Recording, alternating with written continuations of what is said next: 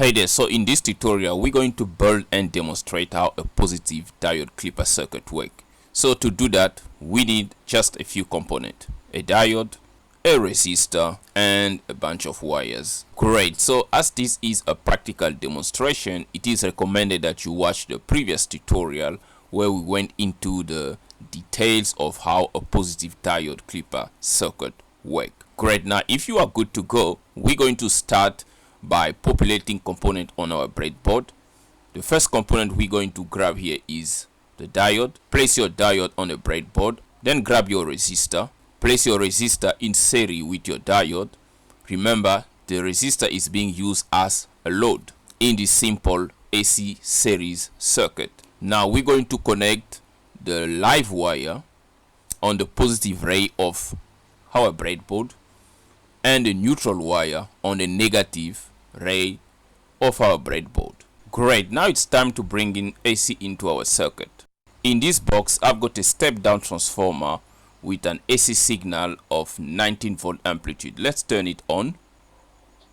There we go. Turn the power. Now we got AC ready, available through the live and neutral connection. Now let's connect the AC power into our breadboard circuit. Now we need to connect the hot wire onto the cathode of the diode to complete our diode positive clipper circuit. To do that, I'm going to connect a jumper wire between the cathode of my diode and the hot wire connection. Now let's do some basics measurement with a multimeter before we can connect the oscilloscope probe. So I set my multimeter on AC measurement. We want to double check the amplitude of the AC signal coming out of the magic box that I showed earlier. So I'm going to place my probe between live and neutral, and as you can see, the amplitude of the RMS signal is 18.8 volt. Now let's check the frequency of the signal. As you can see, we have 50 Hz AC signal. Great, now the circuit is completed. Let's start probing with oscilloscope. So what we're going to do first, enable the channel that we're going to measure the input signal, basically our AC signal, on channel 1. Let's show the measurement, and we're already displaying the frequency of channel 1. Now we're going to display also the circle RMS signal. Great, now I'm going to connect the channel 1 probe between live and neutral, basically the input of my circuit.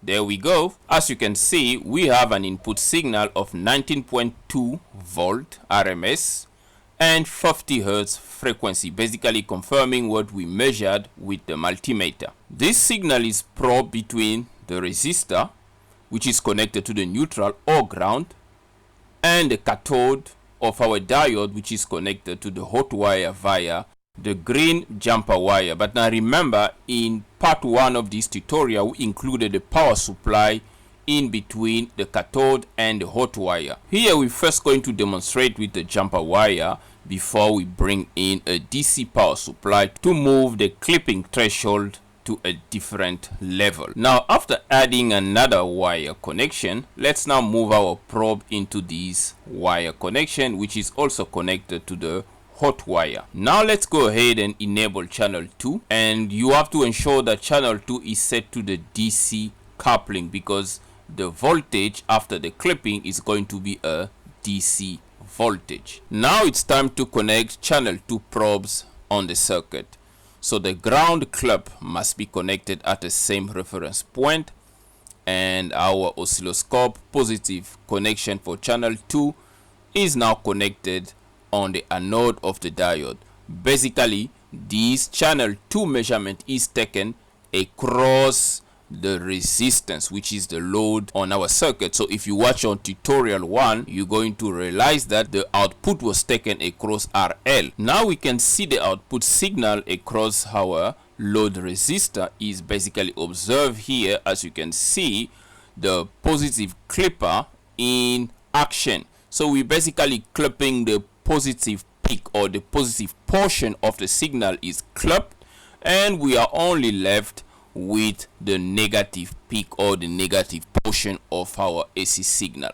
Now this signal still has a frequency of 50 Hz, basically on the negative peaks. That's basically have a cycle of 50 Hz and an RMS voltage of about 13 volt. We can also check the average voltage of this clipped signal, which is standing at about negative 0.1 volt, as you can see. So that basically the average voltage, because there is no voltage at the positive peak of the signal. We only have negative peaks, so the average value of the negative peaks is now standing at negative 8.1 volt. But now at the clipping point, the voltage is basically zero, ideally, but practically it's not zero, because there is a little bit of voltage there, because the diode is in forward bias at that time, so the voltage drop to the forward voltage of the diode. But now we're going to inject a DC voltage now into our clipping circuit. To do that, let's go ahead and turn our power supply and set the voltage to a 5 volt DC voltage. Then we take our connection point. This must then be injected into our circuit. To do that, we disconnect the jumper wire. Then we're going to connect the power supply positive connection to the hot wire point, and the negative connection of our DC power supply to the cathode of the diode. Basically the same way it was represented on our circuit on part 1 of this tutorial. Now, as you can observe here, the injected DC voltage is now sitting at the negative peak of the output signal. As you can see there on channel 2, you can see the negative peak of channel 2 is slightly above the negative peak of channel 1. We can measure this by displaying our cursor and adjusting the cursor 1 and cursor 2 slightly.